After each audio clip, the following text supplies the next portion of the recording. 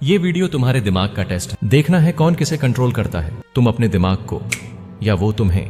Boring लगे तो समझो खेल शुरू हो चुका है। कभी सोचा है क्यों कुछ लोग सब जानते हुए भी नहीं बदलते? जवाब यही है, बस देखने की हिम्मत रखो। जिंदगी तुम्हें उसी दिन कुचलना शुरू कर देती है जिस दिन तुमने ये मान लिया कि अच्छा इंसान बनना ही काफी है। अगर तुम्हें लगता है कि नेक दिल, ईमानदार और मददगार बनकर तुम इस खेल में जीत जाओगे तो माफ करना, तुम अब तक सिर्फ परियों की कहानी सुन रहे थे। असल दुनिया में अच्छे लोग ट्रॉफी नहीं जीतते, उन्हें सिर्फ इस्तेमाल किया जाता है। और खेल जीतते हैं वो जो मुस्कान के पीछे अपना दिमाग छुपाकर सही समय पर वार करना जानते हैं। कितनी बार तुम्हारे साथ हुआ है, तुमने सही किया, मेहनत की, किसी का हक नहीं छीना, फिर भी न पहचान मिली न इज्जत, बल्कि तुम्हें हल्के में लिया गया। सुन लो, ये दुनिया शराफत को सलाम नहीं करती, ये सिर्फ ताकत और चालाकी के आगे झुकती है। और अगर तुम्हें इस खेल में टिकना है तो तुम्हें माकियावेली का माइंडसेट अपनाना पड़ेगा। आज से अच्छा इंसान बने रहना छोड़ो और वो इंसान बनो जिसके बारे में लोग कहते हैं उससे पंगा मत लेना। द फिलॉसफी पैथ, यहाँ सच गोलियों की तरह चलता है। सब्सक्राइब करो वरना सुनने का हक भी खो दोगे। माकियावेली ने एक ऐसी सच्चाई कही थी जिससे ज्यादातर लोग आंखें मूंद लेते हैं। इंसान की असली फितरत जो अंदर से स्वार्थी है, अस्थिर है और वक्त आने पर बेरहम हो जाती है। द प्रिंस में उसने साफ लिखा था, नैतिकता अगर चालाकी के बिना हो तो वो कमजोरी है, अच्छाई अगर रणनीति के बिना हो तो वो जाल है। अब खुद से पूछो, तुम कितनी बार इस जाल में फंसे हो? उन लोगों को याद करो जिन्होंने बड़ी बड़ी कामयाबियां पाई हैं। क्या वो सिर्फ अच्छे इरादों के भरोसे वहां पहुंचे? नहीं, वो वहां पहुंचे क्योंकि उन्होंने सीखा था खेल पर्दे के पीछे जीता जाता है, सामने नहीं।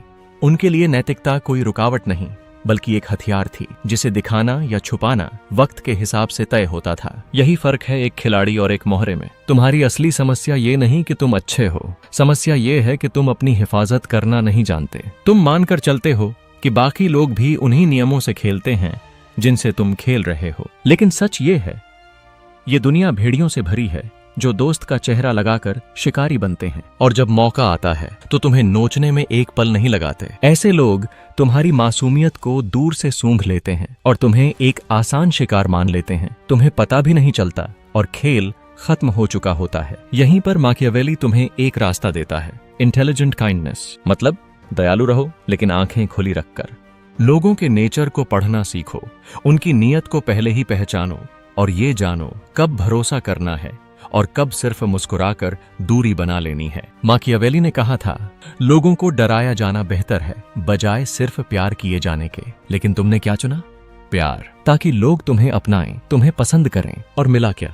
ना इज्जत ना ताकत, बस ये कि लोग जानते हैं तुमसे जो चाहो ले सकते हो क्योंकि तुम कभी पलटकर वार नहीं करोगे। ताकत के बिना दयालुता सम्मान नहीं देती बल्कि तुम्हें दया का पात्र बना देती है। गलत मत समझो, मैं ये नहीं कह रहा कि अच्छा होना छोड़ दो, मैं कह रहा हूँ अच्छा बनो लेकिन नादान मत बनो। दुनिया शरीफ लोगों को इनाम नहीं देती, इनाम होशियार लोगों को मिलता है। सच्ची नैतिकता सरेंडर करने से नहीं बल्कि नैतिकता और व्यावहारिकता के बीच बैलेंस बनाने से आती है। माकियावेली ने सिखाया था, छवि ही सब कुछ है।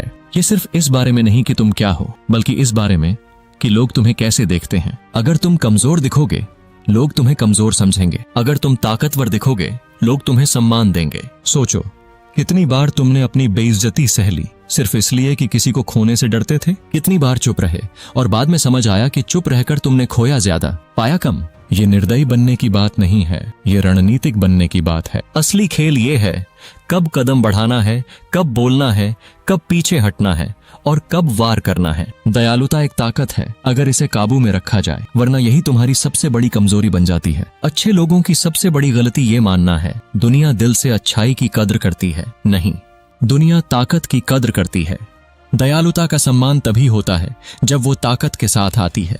ताकत नहीं है तो तुम्हारी दयालुता का कोई मतलब नहीं। भीड़ में मासूम भेड़ मत बनो जब ये दुनिया भेड़ियों से भरी हो। असली नैतिकता आत्मसमर्पण नहीं है बल्कि बुद्धिमानी है।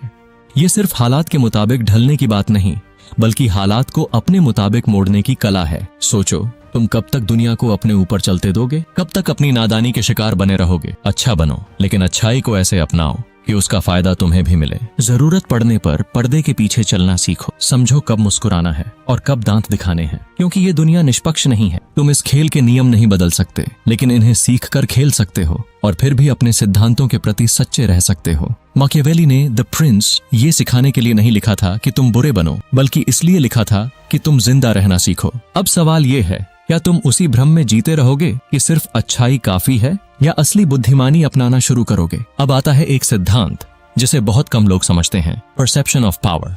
सिर्फ ताकतवर होना काफी नहीं, तुम्हें ताकतवर दिखना भी आना चाहिए। सिर्फ बुद्धिमान होना काफी नहीं, तुम्हें अपनी बुद्धिमानी दिखाना भी आना चाहिए। इस दुनिया में हकीकत से ज्यादा मायने रखते हैं लोग तुम्हें कैसे देखते हैं।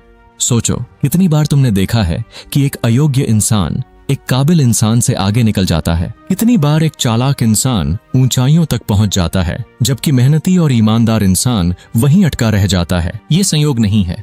लोग तुम्हारे अच्छे होने को अपनाते नहीं, बस दिखावा करते हैं कि वो तुम्हें पसंद करते हैं। लेकिन इज्जत वो हमेशा ताकतवर लोगों को मिलती है, जिनके पास पैसा और पावर है। और अगर तुम्हारे पास पावर नहीं भी है, लेकिन पावर का भ्रम पैदा कर सकते हो, लोग फिर भी तुम्हारी इज्जत करेंगे। माकियावेली ने इसे पूरी तरह समझा था। ये सिर्फ इस बारे में नहीं कि तुम क्या हो, बल्कि इस बारे में कि लोग तुम्हें क्या समझते हैं। छवि ही सब कुछ है।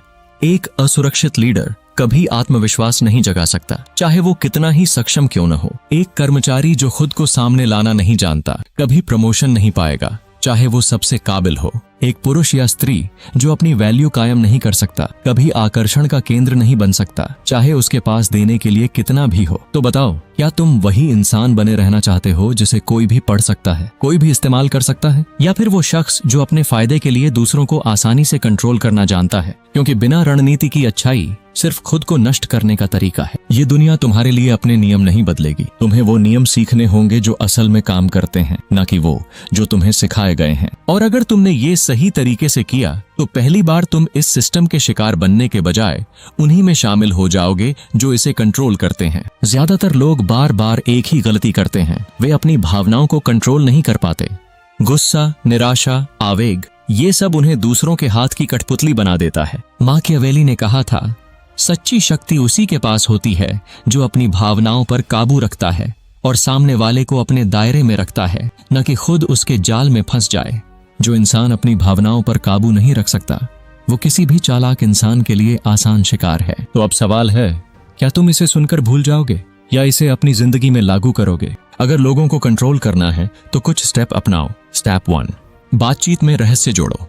जिस इंसान में मिस्ट्री होती है, लोग उसे आसानी से नहीं समझ पाते और यही उसे कंट्रोल की पोजीशन में रखता है।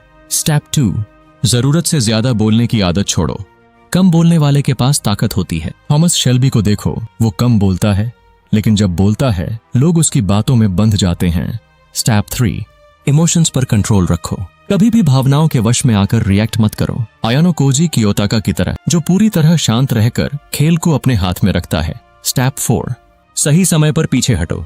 चुप रहकर देखो, समझो और फिर तय करो कब कदम बढ़ाना है और कब वार करना है। तुम्हें सिर्फ खेल का खिलाड़ी नहीं बनना है, तुम्हें वो बनना है जो खेल के नियम बनाता है।